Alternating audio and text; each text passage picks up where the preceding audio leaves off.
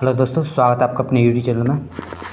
दोस्तों, शादीशुदा महिलाएं जिनकी अभी भी शादी हुई है या फिर 10-15 साल शादी को हो गए हैं, 20-25 साल भी लगभग शादी को हो गए हैं, 20 से 22 साल शादी को हो गए हैं, तो उनका 2 या 3 की लिस्ट में नाम सीधी सी बातें नहीं होगा। तो वो महिलाएं किस तरह से इस फॉर्म को भरेंगी? SIR फॉर्म है ये, गणना प्रपत्र भारत निर्वाचन आयोग का। तो वो महिलाएं कैसे भरेंगी, इसका समाधान इस वीडियो में आपको मिलेगा। साथ ही जिन महिलाओं के या फिर जिन पुरुषों के, कोई भी A to Z कोई भी व्यक्ति है, महिला हो या पुरुष हो, जिनके माता पिता का नाम 2003 की लिस्ट में है लेकिन वो ख़त्म हो चुके हैं, माता पिता नहीं है लेकिन 2003 की लिस्ट में नाम है, तो वो किस तरह से फॉर्म भरेंगे, आपको इस वीडियो में जानकारी मिलेगी। तो आज दोस्तों आइए स्वागत करते हैं सबसे पहले आपका इस वीडियो में। तो बेसिक चीज़ें आपकी सभी सही हैं। आपको सबसे पहले कॉलम में जन्म तिथि भरना है, ठीक है।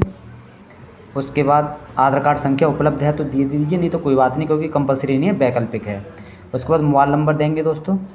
यहाँ पर महिला हो या पुरुष हो, कोई भी हो, यहाँ पर पिता का नाम ही डलेगा, ठीक है। उसके बाद पिता की पहचान पत्र संख्या यदि है तो डाल दीजिए, नहीं तो कोई बात नहीं।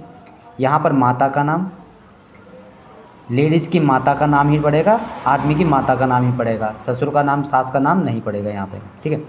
उसके बाद जैसे अब महिला हैं तो महिला यहाँ पे पूछा है पति या पत्नी का नाम, तो महिला के पति का नाम यहाँ पे लिखा जाएगा, जो भी होगा, शादी हो गई है तो उनकी पहचान पत्र संख्या है तो यहाँ पे वो लिख देंगे। अगर पुरुष होते हैं उनकी शादी होगी तो यहाँ पे पत्नी का नाम लिखा जाता है और उनकी पहचान पत्र संख्या लिखी जाती है, ठीक है दोस्तों। अब आ जाए दोस्तों, एक कॉलम ये है, एक कॉलम ये है। तो आपको दोस्तों सीधी सी बात है, जिनका नाम 2003 की लिस्ट में नहीं है वो इस वाले कॉलम को नहीं भरेंगे।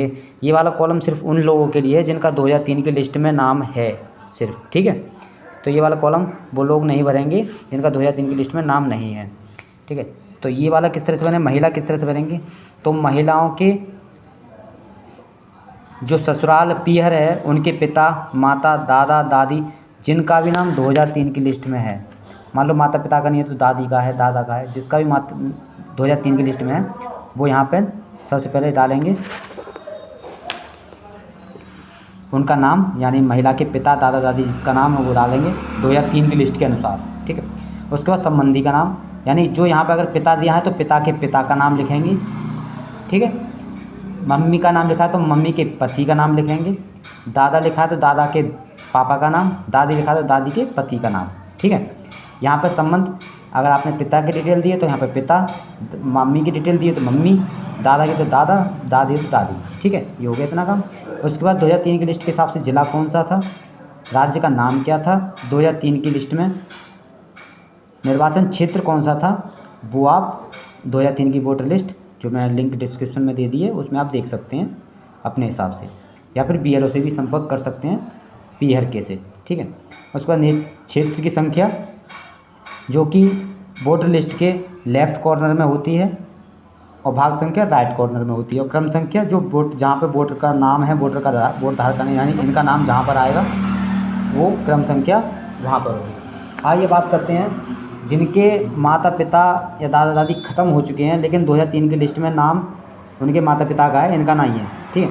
तो वो बेशक उनके माता पिता ख़त्म हो गए लेकिन 2003 की अगर लिस्ट में नाम है तो उनका सीधी सी बात है दोस्तों, पिता का नाम है तो पिता का लिख दीजिए और मम्मी का नाम है तो मम्मी का दीजिए, क्योंकि उसमें कोई भी ऐसा कोई कंडीशन नहीं है कि आप अगर मृतक हो गए हैं मम्मी पापा तो आप नहीं लिख सकते हैं। तो आप ज़रूर लिखें अपने माता पिता की डिटेल जो 2003 की लिस्ट में, क्योंकि उस टाइम पे 2003 की लिस्ट में थे वो, तो आप यहाँ पर लिखेंगे, ठीक है, मृतक होने के बाद भी, ठीक है, क्योंकि वो 2003 के बाद ख़त्म हुए हैं लेकिन 2003 तक तो थे। तो आप इस फॉर्म को इस तरह से भरेंगे और यहाँ पे साइन करेंगे, यहाँ पे फोटो लाएँ। वीडियो अच्छी लगी तो लाइक कर दीजिए, चैनल को सब्सक्राइब कर दीजिए।